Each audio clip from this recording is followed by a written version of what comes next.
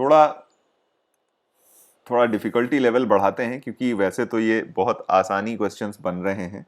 ठीक है, तो क्वेश्चन ये है आपके पास, prove that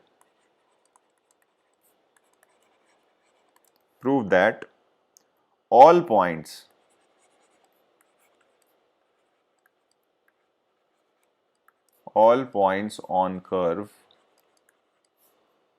y square is equal to 4a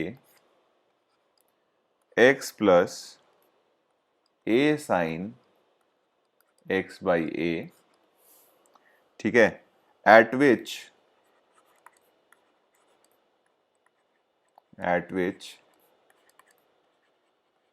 tangent is parallel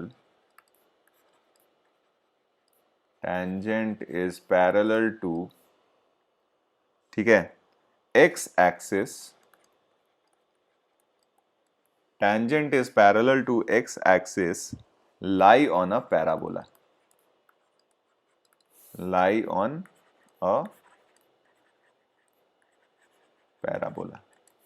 ठीक है।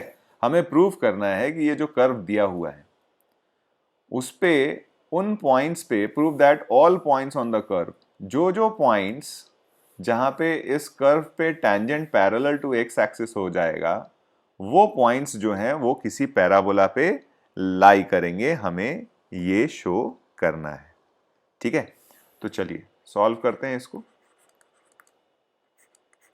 देखिए, हमें कर्व जो दिया हुआ है वो दिया हुआ है y square is equal to 4a x plus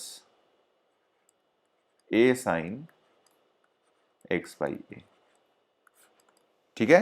तो ये हमें अपना कर्व दिया हुआ है। टैंजेंट का इक्वेशन निकालना है और टैंजेंट को पैरेलल टू एक्स एक्सिस करना है, तो हमें dy बाई डी एक्स की तो वैल्यू चाहिए होगी।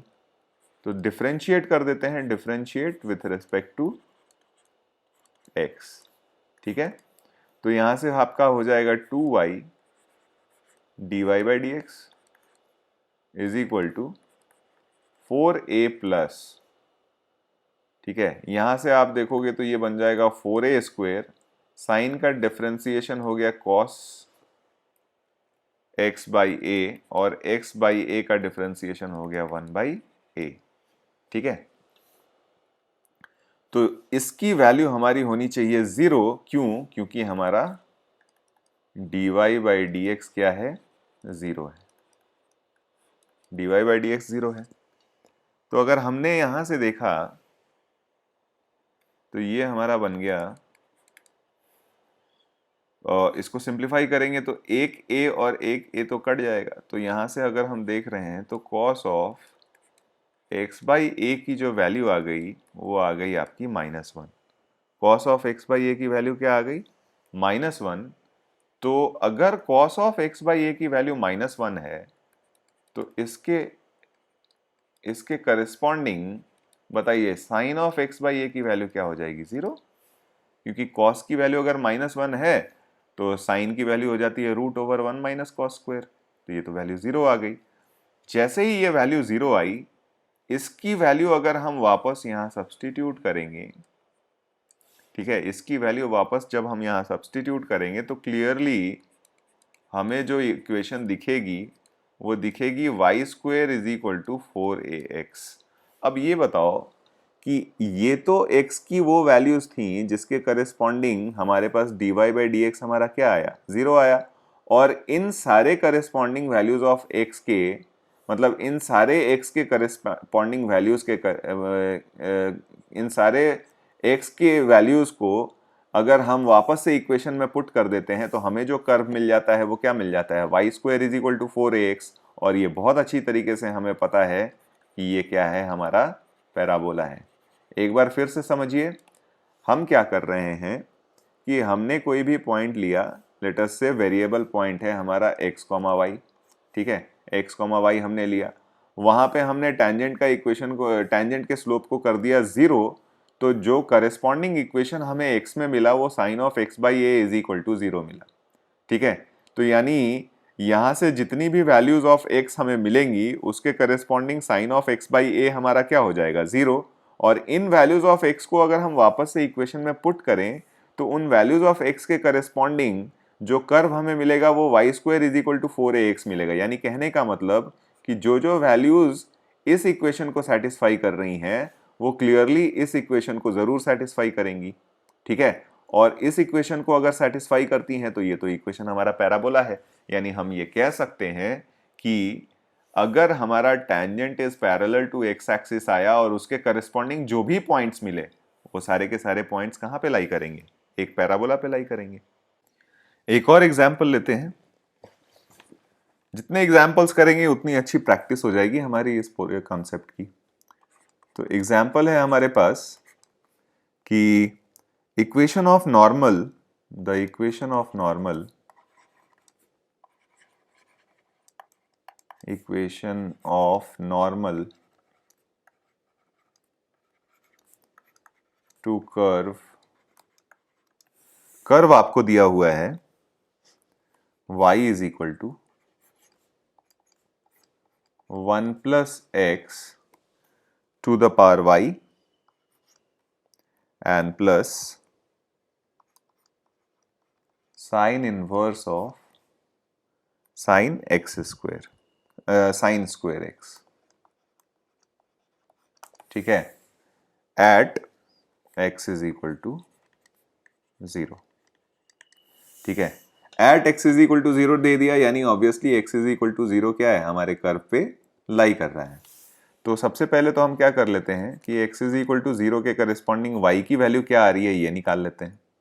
तो अगर हमने x इज इक्वल टू 0 डाल दिया तो इक्वेशन बन गया y is equal to 1 plus 0 to the power y और sine inverse of plus sine inverse of sine 0 तो 0 हो जाएगा आपका, ठीक है।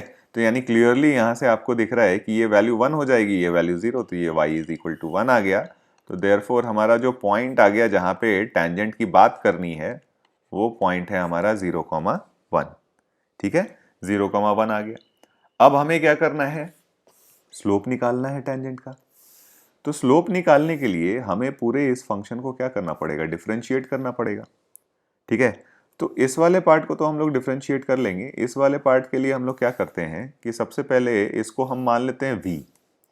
इसको हम इस तरीके से देखें तो डायरेक्टली डिफरेंशिएट करने में थोड़ा ट्रिकी ये है, तो इसको v मान लेते हैं, इसको u मान लेते हैं। तो यानी अल्टीमेटली हमें लिखा हुआ है y is equal to v plus u. तो अगर हम dy बाई dx की बात करें तो dy बाई dx हमारा dv by dx plus du by dx हो जाएगा, ठीक है, du बाई dx। तो हम क्या करते हैं, दोनों को इंडिपेंडेंटली अलग अलग डिफरेंशिएट कर लेते हैं। तो v हमारे पास दिया हुआ है 1 plus x to the power y। तो क्लियरली यहाँ बेस भी वेरिएबल और पावर भी वेरिएबल, तो डिफरेंशिएट करने के लिए हमें लॉग लेना पड़ेगा। तो लॉग ले लेते हैं, तो ln v की value y times ln 1 plus x हो जाएगी, है ना।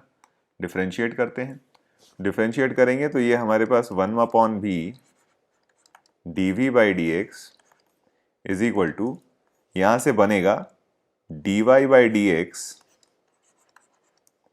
Into 1 plus ln 1 plus x, 1 plus x और plus y upon 1 plus x, और इसका डिफरेंशिएशन 1 ही हो जाएगा। तो ये आपके पास आ गया।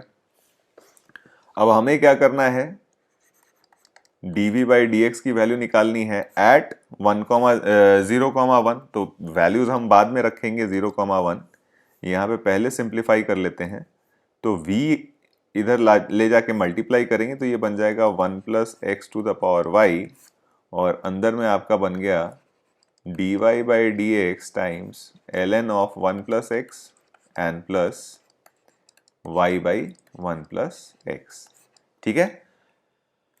हमें ये dv बाई dx किस पॉइंट पे निकालना था, तो dv बाई dx निकालना है हमें 0,1 पे। तो x is equal to 0, y की वैल्यू 1 डाल देते हैं, तो ये तो हो गया 1 plus 0 to the power 1 dy by dx, ठीक है। ln x is equal to 0 डाल दिया हमने, तो ln 1 की वैल्यू आ गई 0, और plus y is equal to 1 डाला है हमने, एक्स इज इक्वल टू 0, तो यहाँ आ गया 1, यानी ये वैल्यू आपकी बन जाएगी 1। तो dv by d x at 0,1 आ गया 1। सिमिलरली u हमें दिया हुआ था sine inverse of sine square x, ठीक है। तो अगर हम du बाई डी एक्स की बात करें, du लिखना है हमें, du बाई डी एक्स, तो साइन इनवर्स का डिफरेंशिएशन हो जाता है 1 अपॉन रूट ओवर 1 माइनस अंदर में जो टर्म होता है उसका स्क्वायर, तो sign to the power 4x, और साइन स्क्वायर एक्स का डिफरेंशिएशन हो गया 2 साइन एक्स कॉस एक्स, ठीक है। और हमें du बाई डी एक्स किस पॉइंट पे निकालना था, तो हमें du बाई डी एक्स निकालना था 0,1 पे। तो x इज इक्वल टू 0 डाला तो क्लियरली यहां से ही ये टर्म 0 आ जाता है, तो du बाई डी एक्स की वैल्यू आ गई 0। तो this will imply dy by d x जो हमारा था dv by d x plus du by d x, ठीक है, ये हमारा बन जाएगा 1 प्लस 0, यानी वैल्यू आ जाएगी 1, यानी स्लोप आ गया हमारा 1। तो देयरफॉर टैंजेंट का जो इक्वेशन होगा वो बन जाएगा y minus 1 is equal to slope आ गया आपका 1 और x माइनस 0, यानी फाइनल इक्वेशन जो बन जाएगा आपका वो, सॉरी हमें नॉर्मल का इक्वेशन चाहिए था, टैंजेंट तो चाहिए नहीं था, ठीक है। अगर क्वेश्चन में आपने देखा हम टैंजेंट निकाल रहे हैं, टैंजेंट तो हमें चाहिए नहीं था, हमें तो नॉर्मल चाहिए था। क्वेश्चन में देखो आप, तो इक्वेशन ऑफ नॉर्मल पूछा गया था, तो ये dy बाई डी एक्स की वैल्यू आ गई, तो this will imply minus d x by d y हमारा कितना हो जाएगा, -1 हो जाएगा। तो देयरफॉर नॉर्मल का जो इक्वेशन हमारा हो गया वो बन जाएगा y माइनस 1, पॉइंट 0,1 लिया था हमने, तो -1 x माइनस 0, यानी फाइनल इक्वेशन जो नॉर्मल का आपका बनेगा x plus y is equal to 1, और यही हमारा क्या हो जाएगा आंसर, ठीक है। तो यानी बेसिकली यहाँ पे जितनी भी मेहनत करनी है वो डिफरेंशिएशन में करनी है, ठीक है। एक और एग्जांपल लेते हैं।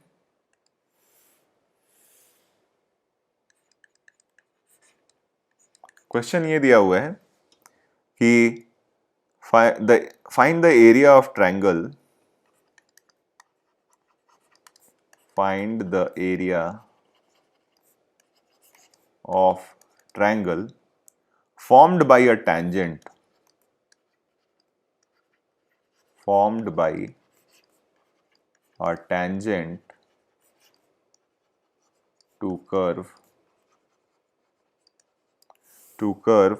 कर्व हमें दिया हुआ है 2xy is equal to a square, ठीक है।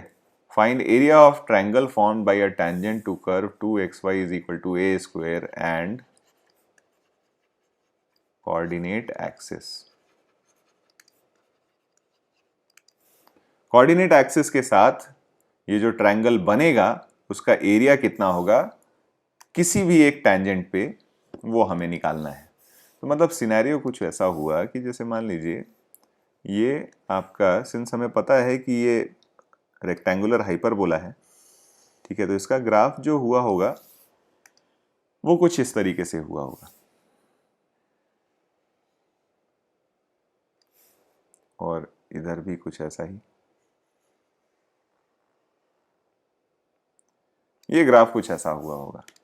अब क्या हुआ कि हमने कोई भी एक टैंजेंट इस पे ड्रॉ किया, ठीक है, कोई भी एक टैंजेंट ड्रॉ किया इस तरीके से। लेट अस से हमने किसी पॉइंट P x1, y1 पे टैंजेंट ड्रॉ कर लिया, ठीक है।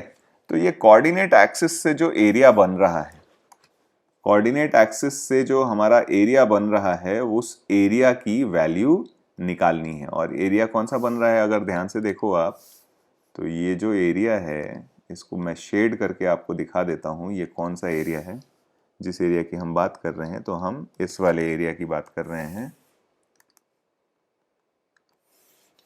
हम जो कर रहे हैं वो इस वाले एरिया की बात कर रहे हैं, ठीक है, इस वाले एरिया की, यानी टैंजेंट और कोऑर्डिनेट एक्सिस के बीच का जो ट्रायंगल बन रहा है उस ट्रायंगल के एरिया की बात कर रहे हैं। ठीक है, तो आइए देखते हैं इसका एरिया कैसे निकलेगा। तो P को हमने मान लिया x1, y1, तो क्लियरली पॉइंट P जो है वो इस कर्व पे लाई कर रहा है। तो सबसे पहला कंडीशन तो ये हो गया कि 2x1 इंटू y1 इसकी वैल्यू हमारी कितनी आ जाएगी, a²। सबसे पहला कंडीशन हो गया। टेंजेंट का इक्वेशन निकालना है तो क्लियरली हमें dy बाई dx निकालना पड़ेगा। तो डिफरेंशिएट कर लेते हैं।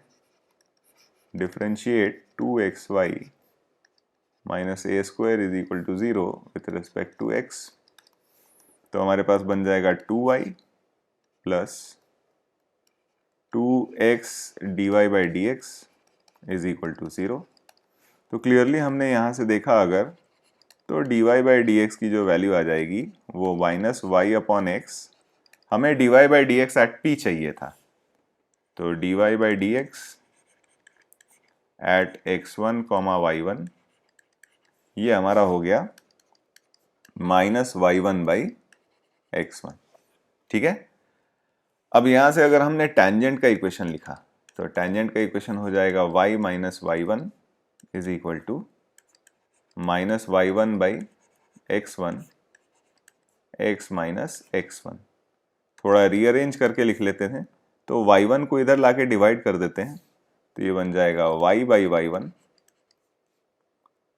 Plus minus 1 is equal to, इधर से आपका बन गया minus x by x1 and plus 1। तो इफेक्टिवली हमारे टेंजेंट का जो इक्वेशन आ गया, दिस इंप्लाइज टेंजेंट का जो इक्वेशन आ गया रीअरेंज करके अगर हमने लिखा तो ये लिखा हुआ है x by x1 plus y by y1 is equal to 2। ये हमारा एरिया आ गया, सॉरी इक्वेशन आ गया टेंजेंट का। तो अब हमें क्या करना है, ये एरिया निकालने के लिए हमें ये दोनों कोऑर्डिनेट्स चाहिए होंगे। तो लेट अस से इस कोऑर्डिनेट को मैं, इस पॉइंट को मैं a और इस पॉइंट को मैं b बोल देता हूं। तो a के कोऑर्डिनेट के लिए सिंस x एक्सिस को कट कर रहा है तो हमें क्या करना पड़ेगा, y is equal to 0। y is equal to 0 किया तो हमारे पास x की वैल्यू क्या आ जाएगी, 2x1। एंड सिमिलरली b के लिए हम क्या करेंगे, x इज इक्वल टू 0 डाल देंगे, तो यहाँ से y की जो वैल्यू आपको मिलेगी वो 2y1 मिल जाएगी। तो देयरफॉर आपका जो एरिया आ गया, एरिया वो आपका हो जाएगा हाफ OA इंटू OB, और ये बन गया हाफ 2x1 इंटू 2y1। यानी बेसिकली ये बन गया आपका 2x1 y1। और ध्यान से देखिए 2x1 y1 की जो वैल्यू हमारी आई थी वो बेसिकली क्या है, a²। यानी यहाँ पे ये वैल्यू कितनी हो जाएगी, a²। तो देयरफॉर आपका एरिया जो आ गया वो आ गया a², और यही क्या हो जाएगा आपका आंसर। ठीक है।